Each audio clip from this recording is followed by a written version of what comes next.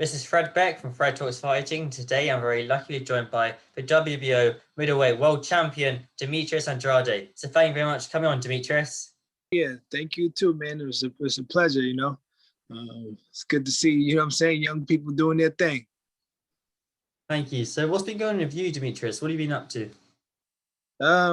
Just preparing for this fight, April 17th down in Miami, Florida, versus Liam Williams from the UK. And yeah, that's what I'm tuned into. So it's been a while, but it must be nice to finally have a fight date coming up, it being April 11th.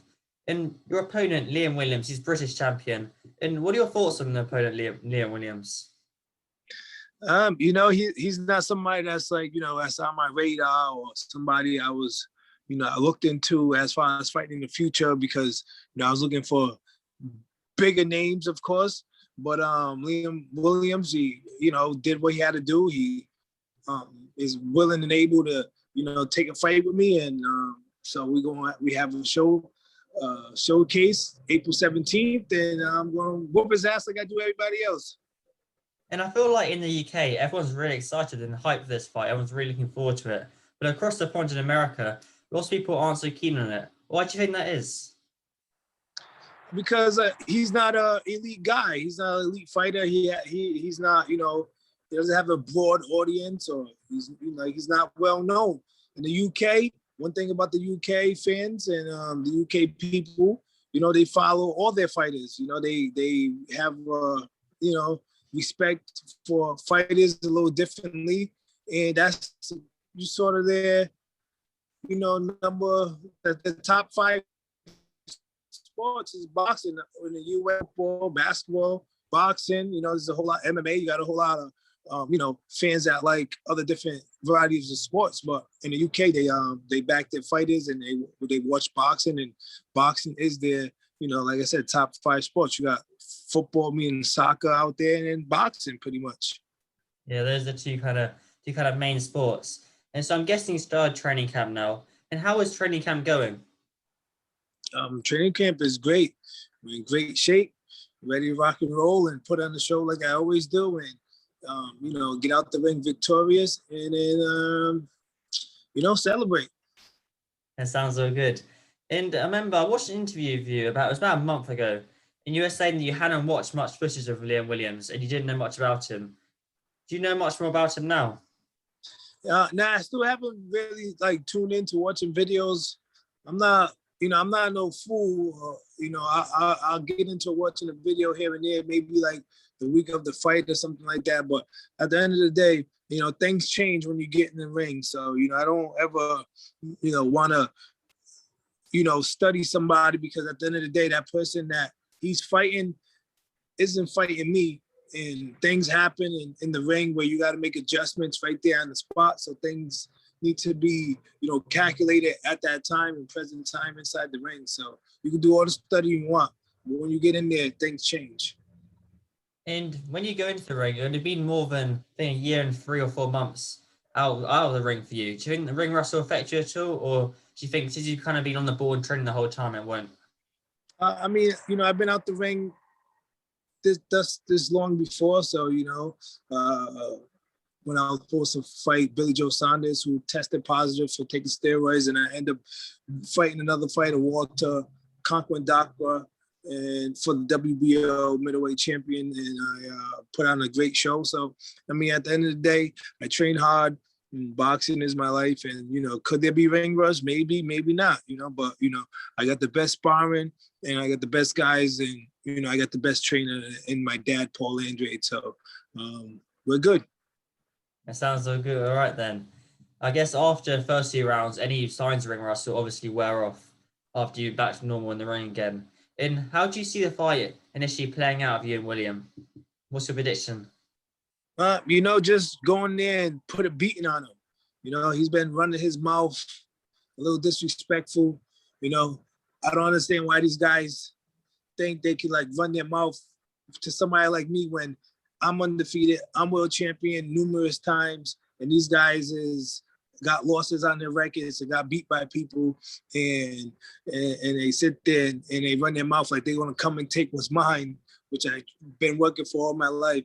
So he's going to get a beating. Well, it's going to be a great fight to watch. And so, if we think, I know it's hard for a fighter to think past their fight date. And so, when you go past April 17th, where would you like to go from there? Because my question is that you and Triple G are both in the same weight division. That'd be a great unifying fight, and you're both under Eddie Hearn and Matchroom in the zone. How come that fight hasn't been made before, and how come it can't be made? I don't have those answers to them questions. You have to ask somebody like Eddie Hearn himself. And I would love to get in the ring with anybody that the zone has in the middleweight division or Eddie Hearn himself. All right. And Eddie Hearn, I guess he is one of the top promoters in boxing, so he can literally make any fights. And you matched your fight with Billy Joe Saunders before him using the nasal spray, but he's fighting Canelo Alvarez. What are your thoughts on that fight? That's a very tricky fight, but it'd be a very good fight. I don't know. Saunders looked like shit his last fight versus Murray, who's 40 years old, that hasn't been in the ring for I don't know how many years now, and he couldn't really have a dominant performance. And as far as Canelo, their team is smart. He's grown a little bit, but yeah, Billy Joe does have a slick style, but I don't know if he has what it takes to be Canelo. What weaknesses do you see in both Billy Joe and Canelo? So say you're going to fight them, what weaknesses do you see in both of them?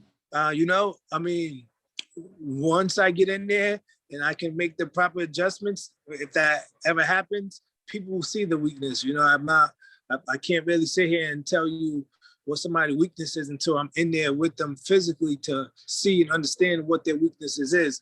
But looking outside through the camera, I think Billy Joe doesn't really have a good inside game, and he lacks the punching power to really keep somebody like Canelo off him the whole night. That's good. And as far as Canelo, yeah, his feet work is not as great. His hand speed is, not the top, and he can easily get hit as well. So, it's definitely whoever brings their A game. And Canelo has been performing a lot more and being more active than anybody. So, he should have the edge. That's a good point. I think Canelo's level of competition is a lot higher than Billy Joe Saunders. But I guess we'll just have to find out on the night. And I've only got one more question, so I don't want to take up too much of your time.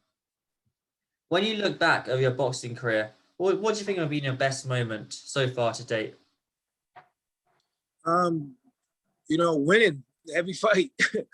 Every fight to win. Every time you step into the ring, it gets you one step closer to, Hall of Fame, legacy, paydays, taking care of your family, and etc. Just every time you step into it, it's not just one fight, it's every fight that makes a difference in the learning experience.